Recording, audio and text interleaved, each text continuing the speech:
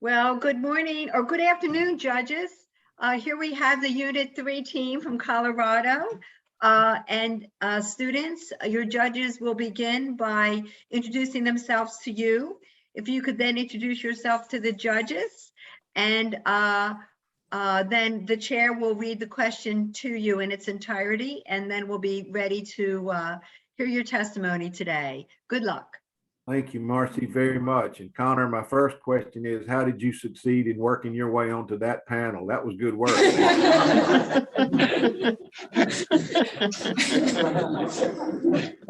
Any advice you want to give me after the hearing, I'll be more than that is outstanding. Let me tell you now, you got to be careful today, because anything you say about Colorado law, Dan Taubman is in the house this morning, so keep an eye on it. You may be talking about a law that he wrote, so you need to be real careful, at least in the future. We're glad to see you. I'm Mike Miles from Birmingham, Alabama, and judging Colorado over the years has been a joy every single time, so I can't wait to see you. Susan, you want to say hello? My name is Susan Firestone. I'm a retired patent and trademark attorney from Fort Wayne, Indiana. And now here's a man who won't have an accent. He speaks just like you, Dan. Thank you for your kind words, Mike. I don't write laws, though. Sometimes I decide cases. My name is Dan Taubman. I'm a senior judge with the Colorado Court of Appeals in Denver. Yeah, he doesn't write them. He rewrites them after the legislation. Matthew has such confidence in you. He's gone to the mountains. He figures y'all don't need him. He's gone ahead and gone. I see. Marcy, thank you for bringing us to him. Tell us who you are and introduce Matt to us if you want to. I'm Lily Thompson, and I'm a junior. I'm Lacey McNabb, and I'm a junior. I'm Connor Heiss, and I'm a junior. I'm Brianne O'Mara, and I'm a junior. And our teachers are Mandy Hofstetter and Matthew Fulford. Yes, they are. And they're wonderful teachers too. When I was a junior, I was trying to remember where my locker was, and y'all are here talking about Let's do question one today, if that's all right with you, in case you want to shift your papers any. I'll read it for the recording, for Marcy's recording, as quickly as we can. Let's see, the Unit 3, question 1. The right to vote was not expressly included in the U.S. Constitution of 1787. In your opinion, was the implied right to vote in the Constitution sufficient for the creation of a representative democracy? How did the expansion of voting rights affect the evolution of democracy in our country, and give examples? Now here we go. Which is the greater threat to democracy, disenfranchisement or fraud, and explain. Y'all ready? We're at your disposal. Take over. The implied right to vote in the Constitution was historically sufficient for the formation of a representative democracy, but as definitions of representation have changed, these implications can no longer fully protect the right to vote. Although never explicitly stated, the Constitution implies a right to vote in Article 1, Section 2, creating a House of Representatives elected every 2 years, Article 1, Section 4, dictating that states have power over the time, place, and manner of elections, and Article 4, Section 4, guaranteeing each state a Republican government. The creation of a legislative branch through these provisions implicated the people's power, both directly and indirectly, in choosing representatives. In Federalist 10, Madison defined democracy to be a society consisting of a small number of citizens who assemble and administer the government in person. Madison later defines a republic as a government in which representation takes place. Madison again articulated the citizen's role in government in Federalist 39, stating it is sufficient for such a government that the persons administering it be appointed, either indirectly or directly, by the people. The expansion of voting rights has allowed our democracy to evolve as more citizens have the ability to give their consent to be governed. The era of Andrew Jackson's presidency marked one of the first expansions of the franchise, as many states eliminated property requirements. The franchise amendments, the 15th, 17th, 19th, 23rd, 24th, and 26th, again worked to grant the right to vote to a greater population. The 17th Amendment importantly allowed people to directly choose their senators, a large expansion of democracy from the original idea of indirect representation. While voting rights have been expanded through enfranchisement, they have also been expanded through the removal of restrictive voting requisites. The Voting Rights Act abolished literacy tests and established preclearance, and the 24th Amendment forbade poll taxes. The elimination of these barriers allowed a greater population to have the unabridged right to vote, therefore supporting a fundamental democratic principle, consent of the governed. While legislation such as the Voting Rights Act has allowed for the expansion of democracy by granting more people the franchise, Supreme Court decisions, such as Shelby County v. Holder, 2013, declaring Section 4B of the Voting Rights Act unconstitutional, marked the beginning of a new era of restrictive voting laws and disenfranchisement. While there should always be concern for security in our country's elections, there is no current evidence of widespread fraud. Therefore, disenfranchisement is the greatest threat to our democracy. Crawford v. Marion County, 2008, set the precedent of stricter voting laws, as the Supreme Court ruled that Indiana had a legitimate state interest in preventing voter fraud by requiring a photo ID to vote. Despite Justice Souter's dissent stating, the state has not come across a single instance of in-person voter impersonation fraud in all of Indiana's history. Pre-Crawford found in a 2007 Brennan Center study, incident rates of voter fraud were approximately 1 in 3,367. After stricter voting legislation started to pass, following the Crawford decision, these percentages remained stable. In 2015, Kansas's Secretary of State examined 84 million votes cast in 22 states to look for duplicate registrants. In the end, 14 cases were referred for prosecution, representing 1 in 5.9 million of the votes cast. Voter restrictions justified by a fear of fraud serve to disenfranchise voters and serve no role in making our elections safer. As of June of 2021, 17 states had enacted 28 new laws that restricted voter access. Since 2013, 1 in 20 polling locations have closed in Georgia, Louisiana, and Mississippi. In Arizona, 20% of polling locations have closed since 2013. These restrictions have led to voter suppression and disenfranchisement in states nationwide. As another prevalent form of disenfranchisement, gerrymandering dilutes the votes of one party as a way to enhance the votes of another. While Rucho v. Common Cause 2019 held that partisan gerrymandering is non-justiciable by federal courts, we agree with Justice Kagan's dissent, stating that districtors have set out to reduce the weight of certain citizens' votes and thereby deprive them of their capacity to fully and effectively participate in their political process. We are now open for questions. Well, I hope we're ready for you because that was pretty good. Susan, you want to try them out? Unmute. Unmute. Sorry, still muted here. Oh, we're going to turn this a little for gerrymandering and disenfranchisement. There are some people that are registered voters that choose not to vote on election day. And it's like actually in Indiana where I am, it's a real serious problem because it's a large percentage. What do you think? What do you think is the cause of that, or how would you remedy it? In recent years, voter participation has been low, especially in comparison with countries who, for example, like Australia, have mandatory voting. And while I don't think necessarily that we should institute mandatory voting, a step that we could take is making Election Day a holiday. Simply making voting more accessible would immediately raise the rates of registered voters who will actually go to the polls on Election Day. A reason that this has happened is likely a result of the Shelby County v. Holder decision. We have seen since then roughly 750 polling locations closed in Texas alone. This is heavily impacting Latino and Hispanic communities. And we are also seeing larger voting lines. Georgetown Law they suggested that 11% of people did not vote in 2020 due to the long lines that these polling locations closings have created. Additionally, it has been decided that voting is a form of expression, and a lack of voters could be, in some ways, a form of expression. Choosing not to vote for either one political party or another is a form of expressing a discontent with candidates. All right, Judge, we'll try them out. You mentioned in your opening statement the Supreme Court's Rucho decision about partisan gerrymandering.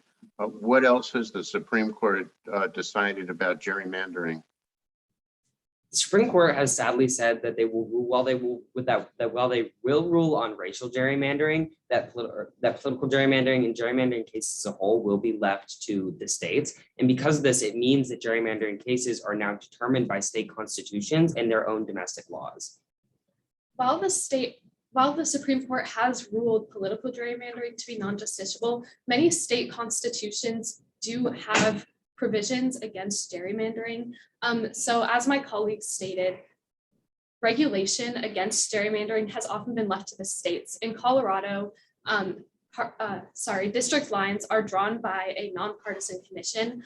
And I do believe that this is a way we can prevent gerrymandering without having to rely on the court to specifically ban it. Dan, is that the commission that you're helping to appoint? Yes. I thought so. I thought it was. If the electoral college was abolished, there's about as much chance of that as me climbing the highest mountain in Colorado unassisted. But if it was abolished, what effect would it have on Colorado? The Electoral College would help to create more proportional representation for people, not just in Colorado, but all around the country. If we specifically examine Colorado, we could look at the change that it would have in representation for population. The one person, one vote rule established in Reynolds v. Sims supports the idea that there should be one person and one vote, but sadly, this is undermined by the Electoral College. So in reality, this would help to provide better representation for middle of line states such as Colorado and take them out of the position of being a swing state garnered for electoral votes. The Electoral College causes issues with proportional representation and accurate representation in government. In Vermont, one electoral vote is equivalent to 110,000 people in Vermont, whereas in Texas, one electoral vote is 664,000 people. This is extremely unproportional in government, and one solution to this could be the National Interstate Popular Vote Compact. It is important to note that we do not have a constitutional right to proportional representation in America. The Electoral College has worked for over 200 years in America and also perpetrates this idea of a two-party system, which ensures a level of stability in our democracy. But when twice in the last 22 years, almost twice in your lifetime, a president has had to take office, and I'm sure he was happy, whoever it was happy to do it, but had to take office knowing that the majority of the people in the country had voted for somebody else. So he was a minority popular vote president. Can we really say that works? While this is true, I do still believe that the Electoral College is an effective system. We can see that over the course of history, five candidates have won the popular vote without securing the presidency, but these represent an extremely small percentage of the actual elections that we have held, showing that it is a consistent system. And more so, we can see that the Electoral College is effective at reflecting the will of the people and supporting a two-party system, which helps bring stability to our democracy. To disagree with my colleague, I do not believe that the Electoral College is a truly representative system. The founders instituted this indirect election of the president because they feared a majority that would elect a president who wasn't fit for the job. But our definitions of representation have changed over time. And I believe that we should trust in the people to give the popular vote to the president they see the most fit, not the president who gets the most electoral votes. To add on to my colleague, again, the National Interstate Popular Vote Compact would help keep the Electoral College, but make it so that the states would give all of their electoral votes to the popular vote winner, therefore making government more representative in the future. Yeah, Lily, you're asking me to be very, very trusting. I've got to go to work on that and see whether I think I could do that or not. I don't know. Susan? Do you think that non-citizen residents should be allowed to vote? I do believe that non-citizens should be allowed to vote. Already in states like Maryland, non-citizens can vote in local district school board elections. And I believe that this right should be extended to larger state elections, as non-citizens are still taxpayers. They still participate in society and will be affected by the laws and decisions that representatives make. So they should have a say in those representatives. The Illegal Immigration Reform Act of 1996 makes it so non-citizens cannot vote in federal elections. While I do agree with states like Vermont and Maryland where non-citizens can vote in more local elections, I believe that only citizens of the United States should be able to practice this right, as it is more important in more federal elections that they are civically educated, and this is an insurance of them being citizens of the United States. To add on to my colleague and her point about civic education, in Plyler versus Doe, it was ruled that alien children may receive a public education. So if we are having aliens be educated civically and otherwise, they should have the right to vote, as they will have knowledge on the government and government functions. Thank you. Thank you. Dan? I'd like to switch gears and ask, why do you think that the framers did not include a specific right to vote in either the Constitution or the Bill of Rights? The Constitution was made to be amended. It's why we had Article 5 in the first place. I also think the framers knew that our government would change and evolve as time went on, and therefore did not specify who had a right to vote.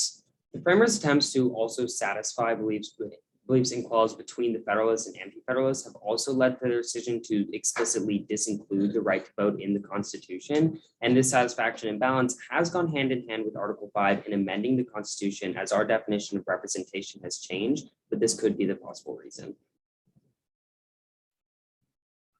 You want to follow up, Judge? Well, given that your emphasis on the right to amend in the Constitution in Article 5, why is it that there's still no constitutional amendment that explicitly provides for a right to vote? There still might not be an amendment saying specifically that we all have a fundamental right to vote, because court precedents have said that the right to vote is fundamental. It is something that is enforced in our country without an amendment. Because the amendment process is so difficult to get through, I believe that these court precedents can be enough. And legislation such as the Voting Rights Act has also allowed us to exercise this fundamental right to vote without it still being included specifically in the Constitution. You've had a voting rights question and an equal protection question. Does the Electoral College and does every state treating us all so differently break its promise to us to give each voter equal in the country equal protection under the law by leaving so many decisions about standards to the individual state? Could you repeat the question, please? Sure, I'll try if Marcy doesn't call time on me. The electoral, I'm gonna get a yes or no. I'm gonna get a yes or no from you, and that's all. And I wish I could give you time to explain it. If the Electoral College says that however I vote in Alabama, if I'm on the minority side, the Electoral College takes away. And if some states allow felons to vote and some don't, and some people allow same-day some states allow same-day registration and some don't, does the promise of the Constitution to give every citizen of the United States equal protection under the law, is that promise broken by letting the states discriminate in the ways they do? And well, I have to do yes or no. I'm sad about that, but any of you that want to do a yes or no, I welcome that. Yes. It does discriminate, sure enough. Yes. I thought y'all did good. The fact Great that I agree job. with- Thanks so much. And now the judges will give you your feedback. I love that last question. Thanks, Mike. Hey, thank you, Marcy, and thank you for letting them answer it. She's the boss and she let us do that. So I appreciate that very much. The fact that I thought you did fantastic. I'll say more in a minute, but the fact that I agreed with 98% of what you said made it even easier for me to think you did it. Your Honor, Judge Taubman, what you think about you folks? Well, I'd like to congratulate you on your presentation this morning. I thought you did a really nice job. I liked your mention of the two Federalist papers that Madison wrote to address the issue of what is a democracy or representative government. I like your listing of the numerous constitutional amendments that deal with the right to vote. And that's, you cited some amendments that we haven't heard from other schools this morning. And of course, you cited the Shelby County case. And Mike Miles likes that because he's from Alabama, so he appreciates your citing an Alabama case. And you cited the Crawford v. Marion County case, and That's Susan Indiana. is from Indiana, so she appreciated that as well. So you picked good cases to cite this morning. You did mention in your opening statement gerrymandering, partisan gerrymandering in the Rucha case. I would have liked to have seen a little bit more about racial gerrymandering, and you mentioned that in response to a question. You could have cited, or you might have cited, a Supreme Court case that said that racial gerrymandering was unconstitutional. When you were asked about low voting, you had some good examples. You talked about mandatory voting in Australia. You talked about the possibility of having an election holiday. I was a little surprised as someone who lives in Colorado that you didn't mention mail-in voting, which Colorado has used for a long time and which has led to a significant participation rate among Colorado voters. And you also mentioned the nonpartisan commission. What Mike was adverting to before was that I had the opportunity to serve on a judge's panel to choose the members of the Congressional Independent Redistricting Commission for Colorado. So I'm glad that you mentioned that. You might have mentioned that the number of states that have independent redistricting commissions, I believe there are 5 or 6 states now that have that.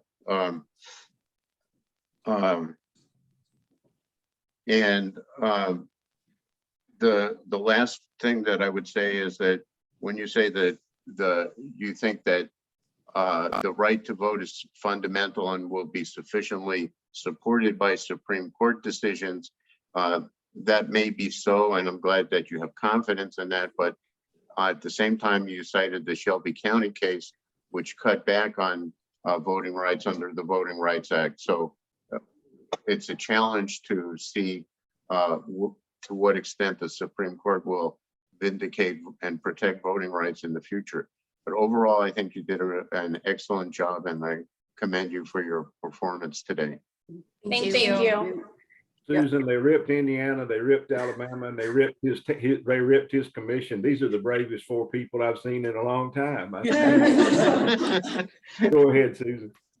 I too enjoyed our conversation together today, and I echo it was interesting to hear you did bring in the Federalists 10 and 39 for Madison defending the democracy and that it was a republic as background, and your follow-up when you were asked about it by my fellow judge Dan is you could have said, you know, the reason we have some of these systems that they just did not trust the people to, or the general populace to vote. They were very concerned. We just had Shays Rebellion, and since I frequently do Unit 2, I might as well, you know, throw that in just on it. But I liked very much your question on involving the voter apathy and how to get people in to vote and what might work and what could work. So that was nice. We had a good thorough discussion on electoral college and how to abandon it. And you did bring up one person, one vote, which was nice to hear, and you used it in the context of the electoral college. I too was wondering if we didn't have enough time to really go into more gerrymandering, but that was nice. And I'm not used to hearing anybody talking about increasing anybody's civil rights and Andrew Jackson in the same paragraph. You know, I'm not used to that. So you managed to do that. So thank you. It's a job well done, and I enjoyed it, our time together. Thank you. I did too. They took us on a marriage case, and every time I thought I knew where we were going, they went a little farther, and I loved it. I thought that was great. I agree with what she said. Y'all are the first people.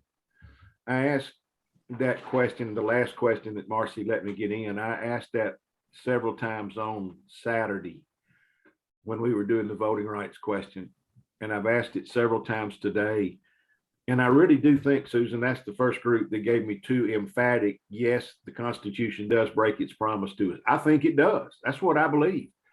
And if it would start enforcing that promise, a lot of these things would have to be adjusted in order to keep that from happening. And it helped me a little bit. I don't know if it's right or wrong, but that's what I think. It's what Lily and Lucy, when they emphatically said that, I really appreciated that very much, because I think that's at the root of a whole lot of this. 2 things in closing. One of them is when you go vote, now that you are of age to vote nearly, when you go vote, if they can convince him to run one more time, take your pen down and write this down. Taubman. That's Taubman. Be sure and vote to retain him the next time he's up, if they can get him to run that was great.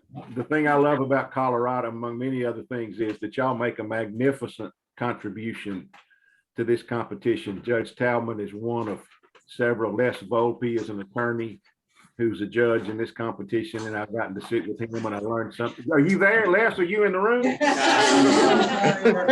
so glad to know that. He's taught me a whole lot. He has binders of questions. He brings them to all our rehearsals. He brings them all the time. Yeah. He says he's going to show me the basement of his house where they're all lined up. I'm not sure I can do that, but we'll see. But the other thing they give us besides Judge Taubman and Les Volpe is great teams. Great teams with great coaches that are willing to try to take us places we hadn't been all day. And that happened today. The four of you did a magnificent job and you held up Colorado's good name in a great way. Thank you very much and enjoy your lunch. Thank you. Thank you again to the team and the teachers. Thank you so much.